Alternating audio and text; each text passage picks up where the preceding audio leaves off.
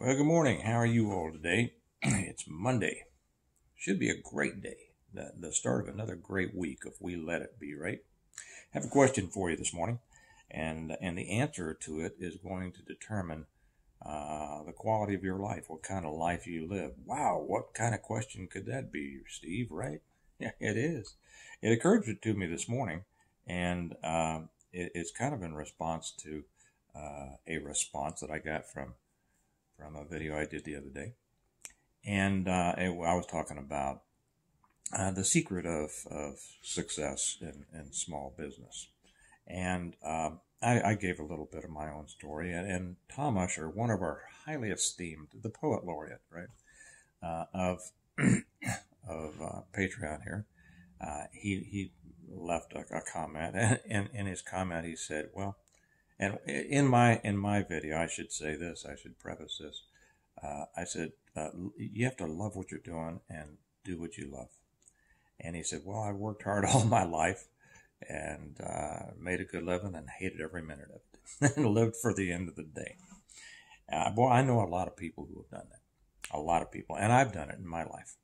I can think of a couple of pretty long stretches in my life that I worked at jobs that I won't say that I hated the job. I liked the job, but I didn't like the organization that I was working in.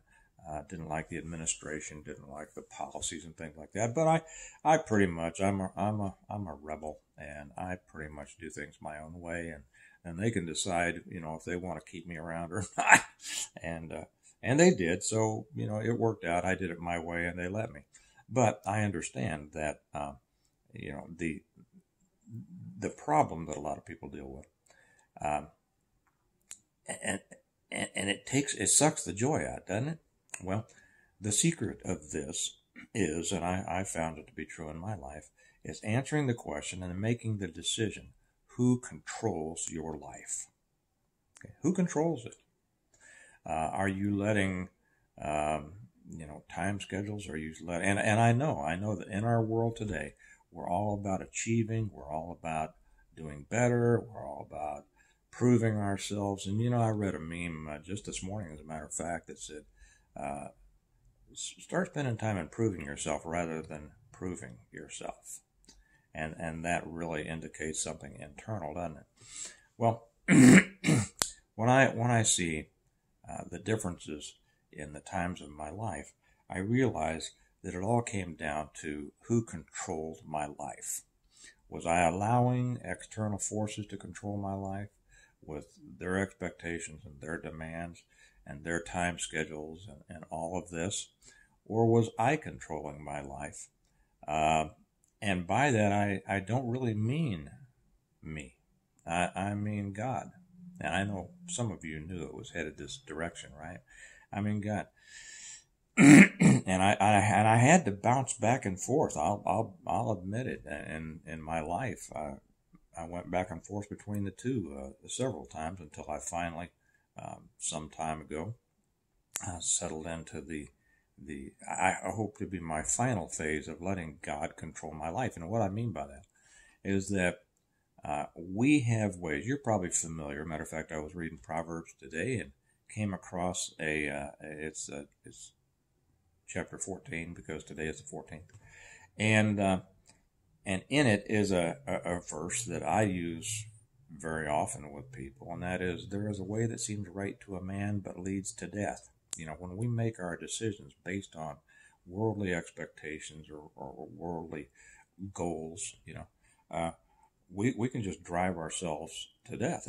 This when you read that when you're younger, you think, well, what in the world does that mean? And of course, it can mean the death of the soul.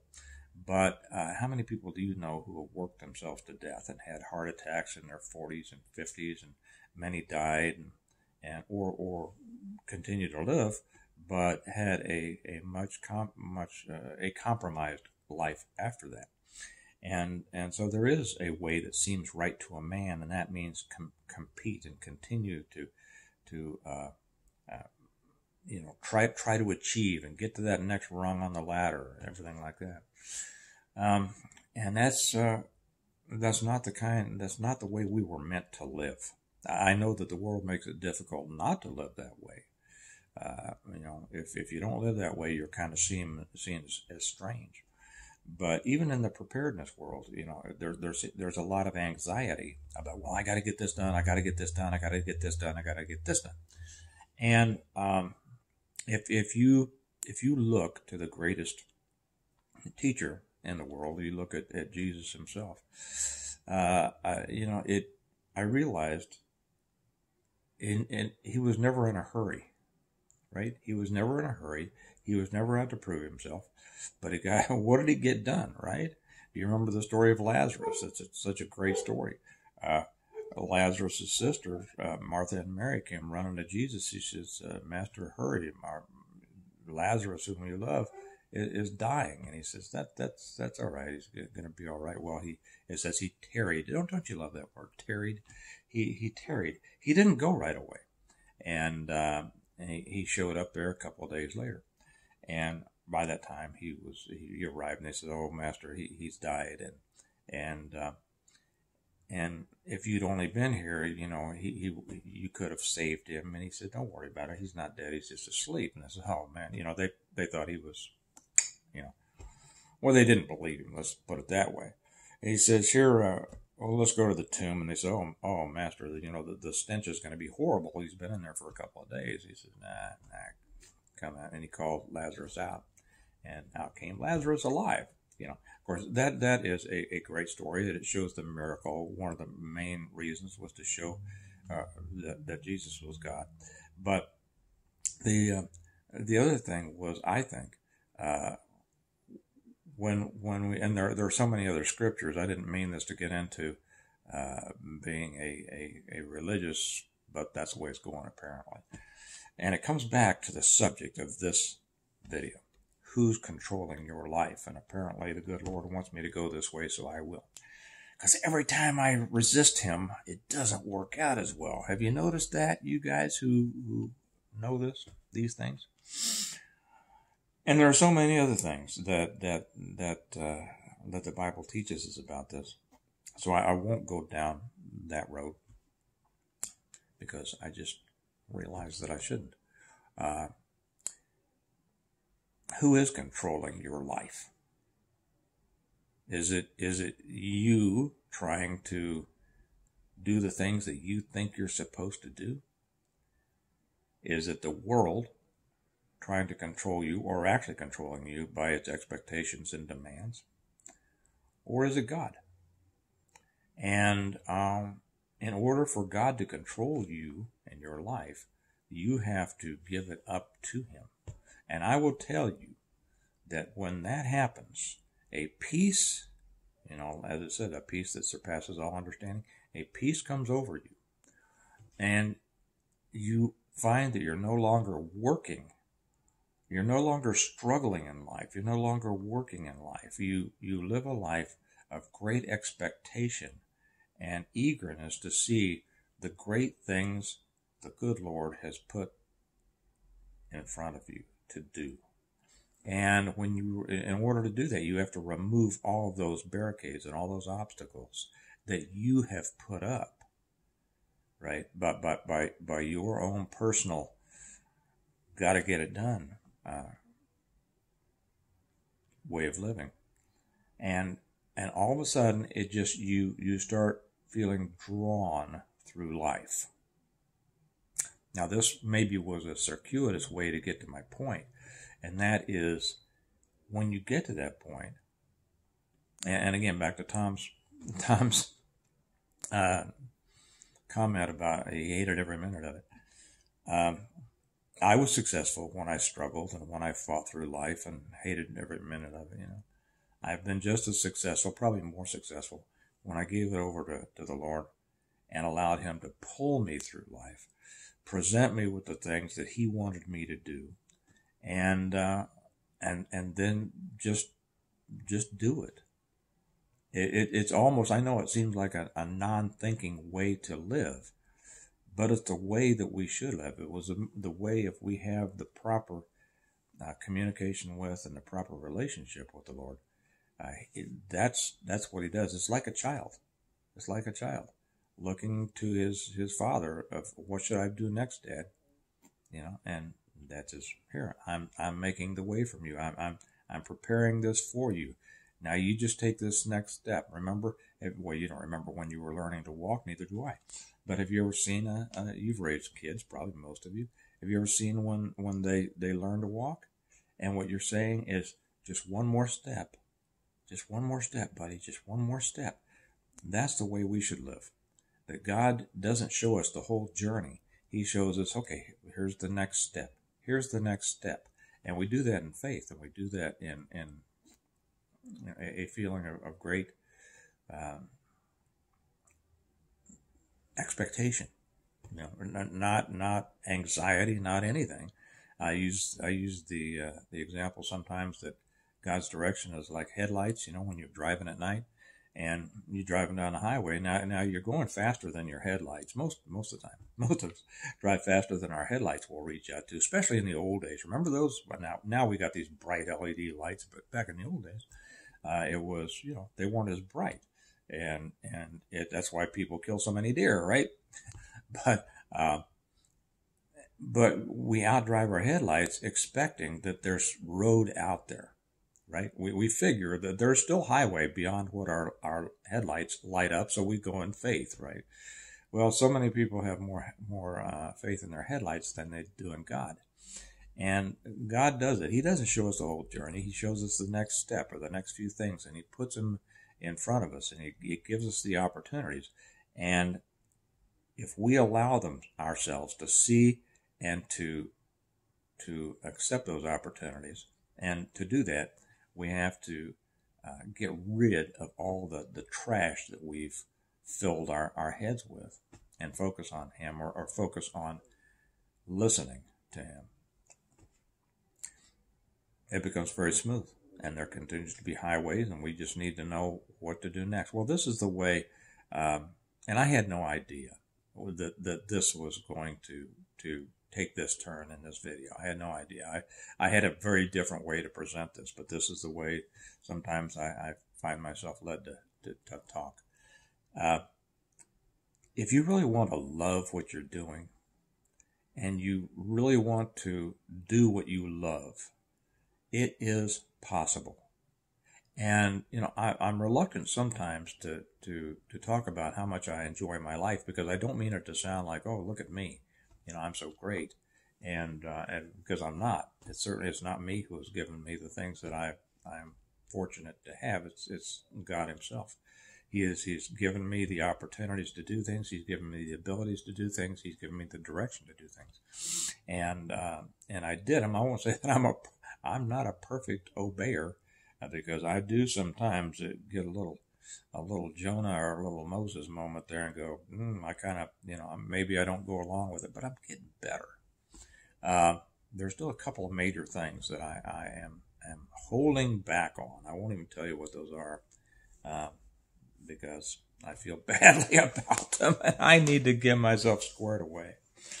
But when we do that, and so sometimes I feel badly about talking about, I don't know, what a wonderful life I have, but it's not me who did it. It's what a wonderful life the good Lord has given me. And it is because I wanted him to control my life. I don't want to control my life. I controlled my life. I was big into control for most of my life, right? Big. My whole life was all about power and control and authority and things like that. What a suck life that is. Man, it really is. I mean, I know many of you have been in that situation, and we think that it's cool at the time. But man, we are living somebody else's dream, which is our nightmare. And it's not the way we were meant to live. So your life is going to be what not you make it, but what you allow God to make it. And well, this did turn into a sermon. Maybe I'll put this on the church channel too. But I didn't mean it, but apparently the good Lord wanted me to say this, and I sometimes just, well, not sometimes, I try to give myself over to him in this. So, who's controlling your life? Think about that. If you're still trying to control your life, it may seem a little bit scary. It may you might feel anxious about turning everything over to the Lord. Don't be. What could be scary about allowing the person who created you, the God who created you, and loves you more than you could ever imagine, who loves you completely, who loves you more than you even love your own children? What could be scary about turning your life over to Him? Okay. So anyway, I don't apologize for taking this in the direction that it went, but I hope that it maybe helped somebody. And you just realize you were meant to live the life God designed for you. And when we don't, it's because the roadblocks we've put up. And we need to take those down and let Him take us by the hand. You know, it's kind of like you can think about kids. Remember when your kids were small and you wanted to lead them out of the supermarket or something like that, and you took them by the hand and they pulled away from you? That's what we do. That's what we do too often. And you can't do that. Leave your hand in the hand of the good Lord, and He's going to lead you to a life that you will love. You will love what you're doing, and you will be doing what you love. And now that I've finished doing one of the things I've come to love, which is talking to you all, I'm going to go out and do some other things that I love, which is writing on the new book. And then later I'll go out and put up Christmas lights. And then later this afternoon, we'll all go watch my son's football game, and probably this evening go out to dinner. And I thank the good Lord for all of those things that He has prepared for me and allowed me to have. And I hope that you will give yourself over to Him the same way. And by the way, I should say this too. This might be right. Somebody asked me if I minded if they shared my videos. They said, well, I think it's okay to share your YouTube, but maybe not your Patreon. You can share anything you want to that I put out. Anything. I only put certain things on Patreon because I think to an extent they're wasted on YouTube. Since this did take the direction it ended up taking, I might put this on YouTube too. I don't know. We'll see. We'll see what I'm led to do. But yes, you can share anything you want to that I put out. Share it with your friends. You know, it'd be great if they also became a member with us. But if they don't, and you have some things and I've put out some things you'd like to share, you go ahead. And you can also, by the way, put links in Patreon, not on YouTube, but on Patreon. So that said, you all have a good day. Get out there and really think about this and figure out who's controlling your life. And if you find that it's you or the world controlling your life instead of the good Lord, you need to make a correction. And I'll guarantee you that correction will make all the difference in the rest of your life. All right? Okay. You all have a great day. God bless you all. Talk to you later. Bye-bye.